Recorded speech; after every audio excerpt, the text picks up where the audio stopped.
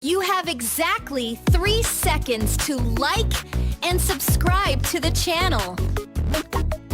Otherwise, I'll appear in your dreams tonight.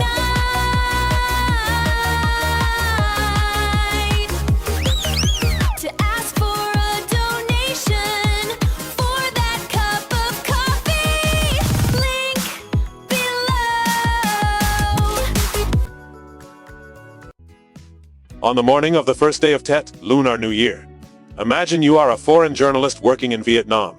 You are immersed in the Tet, Vietnamese Lunar New Year atmosphere in a land thousands of kilometers away from your homeland. There were so many new things you discovered and recorded on the 30th day of the Lunar New Year. Now it's time for you to go home and rest, preparing for an adventure on the first day of Tet. That script was beautiful. Unfortunately, it couldn't happen, because it was Tet in 1960.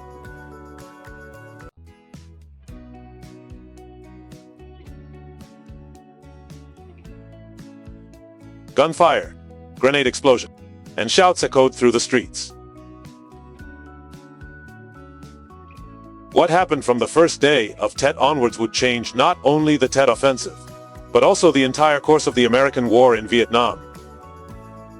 So, how did that happen?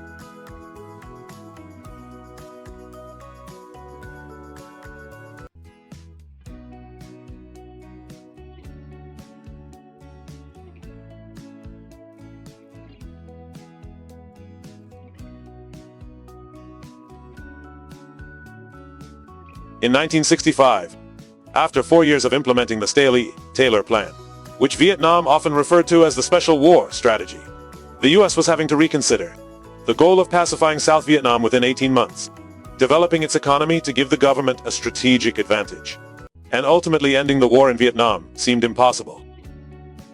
It's time for the U.S. to shift to a new strategy. The US began employing a localized warfare strategy in the Vietnam War in 1965. A key characteristic of this strategy was the direct deployment of a large number of US troops in South Vietnam. Look at this chart. This chart shows the number of American soldiers in Vietnam from 1961 to 1972.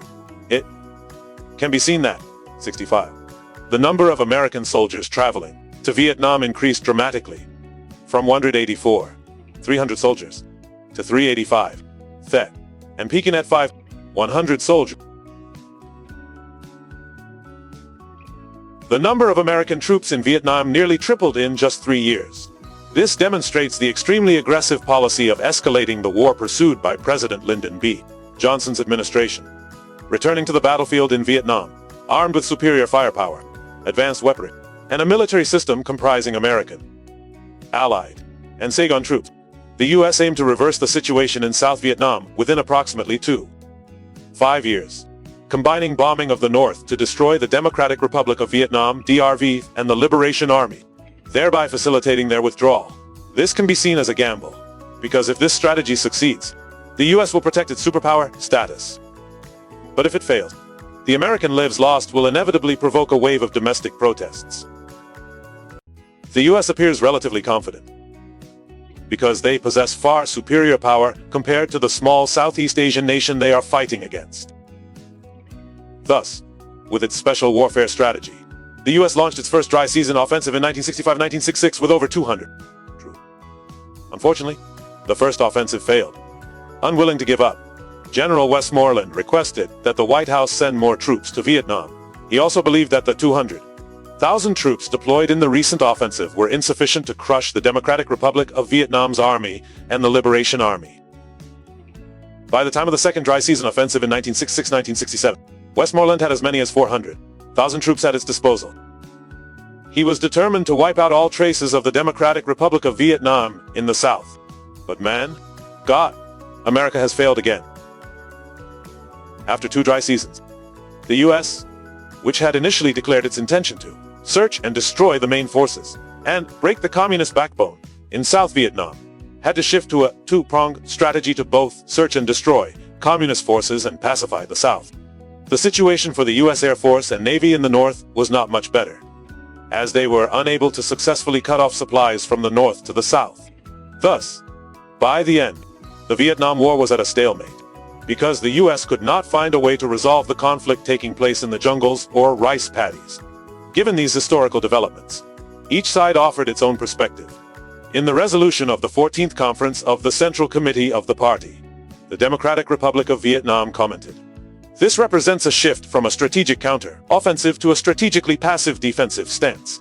It is also a strategic setback for the US imperialists on the battlefield in the South." The US, however, had different assessments. Former US Secretary of Defense Clark Clifford, in a television interview for the series Vietnam: A Television History, shared that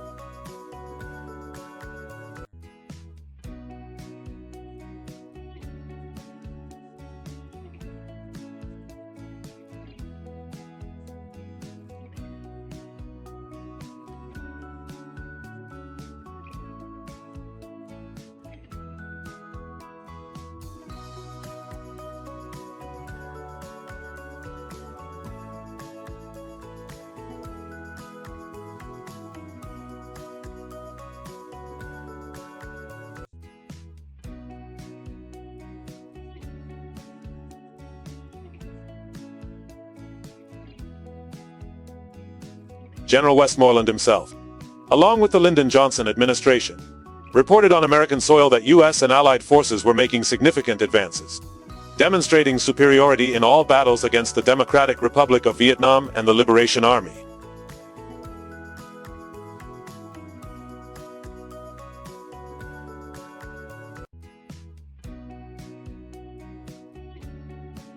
Why is there such a difference? Because the statements from both sides were propaganda in nature, meaning both sides wanted their armies and people to believe that the battle was going in their favor. Later in the video, we will show how both sides made miscalculations during the Tet Offensive. Both sides of the conflict have made such comments, and both sides of the conflict took corresponding actions.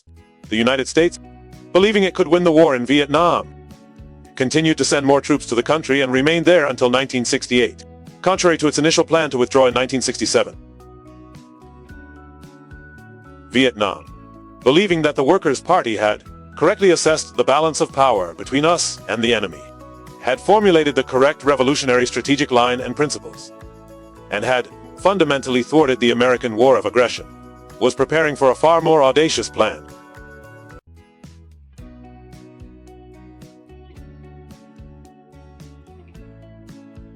For the Democratic Republic of Vietnam, the Tet Offensive of 1968 was considered a decisive blow aimed at gaining the initiative on the battlefield.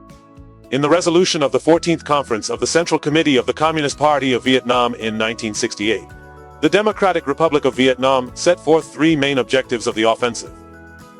Firstly, to destroy the Saigon government. Secondly, to destroy a portion of American power. Third, to force the US to end the war, protect the North, and move towards the reunification of the two regions. After setting their objectives, the Democratic Republic of Vietnam began preparing for a large-scale offensive throughout the South. In terms of manpower, both the Democratic Republic of Vietnam Army and the Liberation Army had a total of approximately 200 to nearly 300 troops. CI documents suggest the Communist side had over 224 troops, while documents from the Vietnamese Ministry of Defense give a figure of 277,000 tactical. Diversionary attacks in rural and suburban areas would be launched first to lure American, Allied, and Saigon forces out of major cities. Following the Central Committee's directive, the army and the people would simultaneously rise up and attack important strongholds of the Republic of Vietnam in major cities such as Saigon, Gia Dinh, and Hue. With this strategy in place, secrecy and surprise were paramount in this offensive by the Democratic Republic of Vietnam. In May, the Democratic Republic of Vietnam launched diversionary attacks in several locations such as Khe Sanh, Loc Ninh, Cam, and Dak. What is noteworthy here is that the US and South Vietnam sensed the Democratic Republic of Vietnam's intention to initiate a conflict. However, they ignored it. The Americans were too focused on the Battle of Khe Sanh. At the same time, they also did not include the number of local troops belonging to the Liberation Army in the total number of communist troops, making their calculations of the enemy's numbers far less than the actual number. Furthermore, both the US and South Vietnam recognized that the clashes at Khe Sanh, Loc Ninh, and other areas were peripheral or demilitarized zones, and that the Democratic Republic of Vietnam also suffered significant losses. That is why they assessed that the Democratic Republic of Vietnam was not capable of launching a large-scale offensive across the entire South. Both the US and later the Republic of Vietnam had to admit their mistakes in strategic intelligence. William Jordan, a member of the U.S. National Security Council, in a memorandum to National Security Advisor Walt Rostow on February 3, 1960, called the recent events in Vietnam the worst intelligence failure. The then Vice President of the Republic of Vietnam, Nguyen Soc, also exclaimed, "Perhaps we made a mistake by not paying enough attention to the warnings we received." So, the plan is complete. Those on the other side of the battlefield were unaware of their own plans. The Democratic Republic of Vietnam successfully maintained the secrecy of the general offensive. At 11 p.m. on the 29th day of the Lunar New Year, North Vietnamese artillery began attacking the South Vietnamese Navy Training Center in Nha Trang. These were also the earliest moves by the Democratic Republic of Vietnam in this general offensive. The first phase of the Tet Offensive lasted from then until March 31st. In this first phase, the Democratic Republic of Vietnam Army and the Liberation Army simultaneously attacked major cities of the Republic of Vietnam government, such as Da Nang, Hoi An, Saigon Dia, and many other cities and towns. Of the battles mentioned above, the battle in Saigon, Gia Dinh was the one that created the greatest impact. Many important American and South Vietnamese government strongholds were attacked by the North Vietnamese Army, including Tan Son Nhat Airport, the South Vietnamese Army General Staff Headquarters, the Independence Palace, the radio station, and the U.S. Embassy. The attack on the U.S. Embassy in Saigon dealt a heavy psychological blow to the American people, which we will elaborate on later in the video. The second phase of the general offensive lasted from May 4 to the end of June 1968. The third and final phase lasted from August 17 to September 30. In the last two phases, the Army of the Democratic Republic of Vietnam did not achieve many victories, but instead encountered many difficulties and had to switch to a state of force preservation. A large-scale offensive strategy, meticulously assessed and planned by the Vietnamese Workers' Party, would undoubtedly leave new imprints on the Vietnam War. First, we need to objectively acknowledge that, from a military standpoint, the 1968 Tet Offensive cannot yet be considered a victory for the Democratic Republic of Vietnam. One reason is that this general offensive did not fully achieve the initial objectives set by the Central Committee of the Vietnam Workers' Party. The offensive has ended. The South Vietnamese Army was still in existence and had not fallen into a state of annihilation and absolute disintegration of the vast majority, as stated in Resolution 14. The South Vietnamese government also remained in the hands of President Nguyen Van Thieu and his cabinet. The United States maintained a presence in Vietnam, albeit with a reduction in troop numbers. Even during the third offensive, the areas under the control of the Democratic Republic of Vietnam that had been under the control of the first offensive had shrunk further. The second reason is that the Democratic Republic of Vietnam's army and the Liberation Army also suffered heavy losses in manpower. In total, 110 officers and civilians were killed.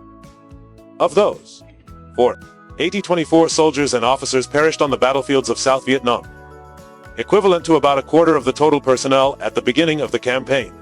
It is evident that the Democratic Republic of Vietnam suffered very heavy casualties.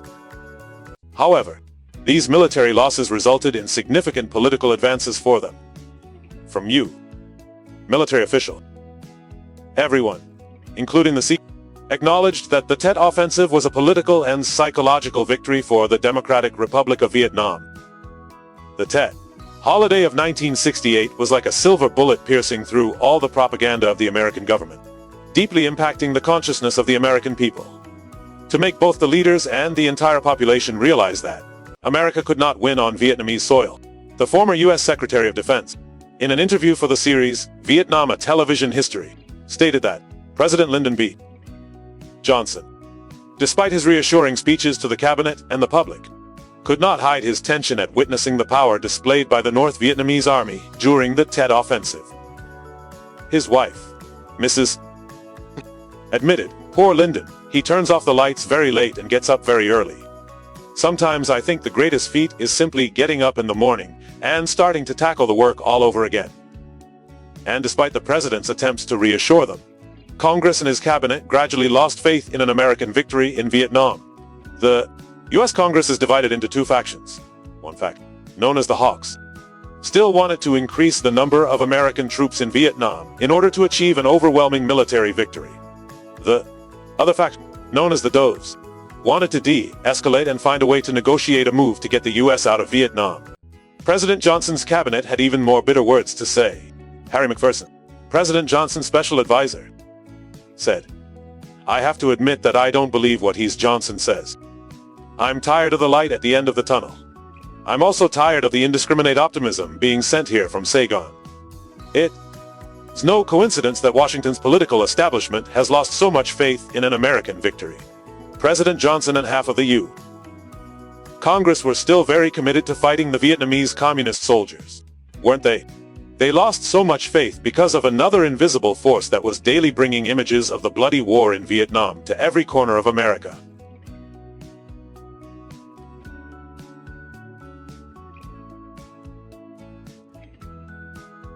Almost every development of the Tet Offensive was reported and televised daily by American journalists and broadcasters to families across the United States. Those images really struck a chord with the American people, making them question the amount of money, effort, manpower, and moral values that the United States had poured into Vietnam over the past 3 years. Walter, a CBS reporter, exclaimed upon witnessing the battle between the two sides in Hue, "What am I seeing? I thought we were winning." Seeing is believing. The news coming from Vietnam completely contradicted what the Johnson administration was saying.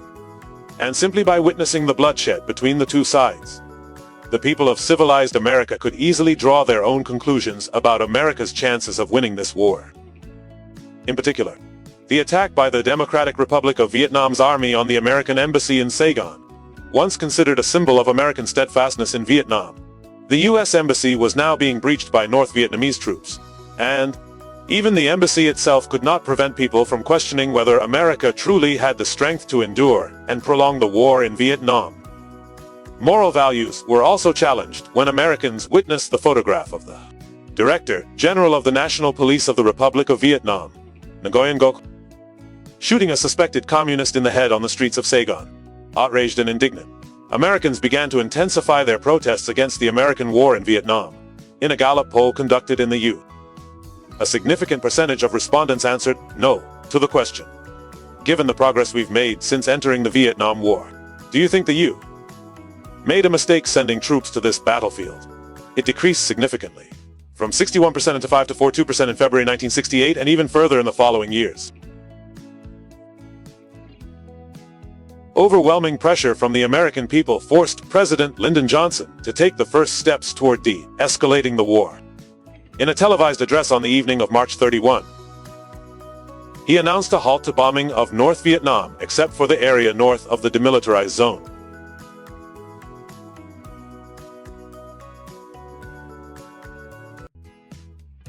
Most important, President Johnson reiterated his September 1967 proposal that with the end of the bombing of North Vietnam,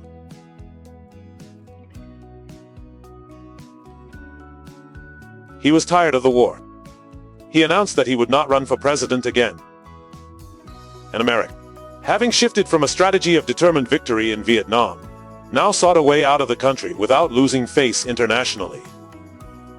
That was the task of the next president, Richard Nixon. The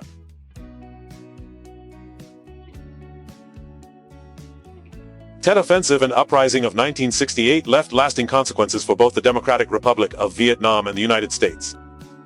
However, the progress this event brought to the war and to the peace negotiation process was significant. The Tet Offensive of 1968 marked a de-escalation by the U.S. in the Vietnam War, while simultaneously opening the negotiating front, an equally important front in the Vietnam War from 1968 until its end.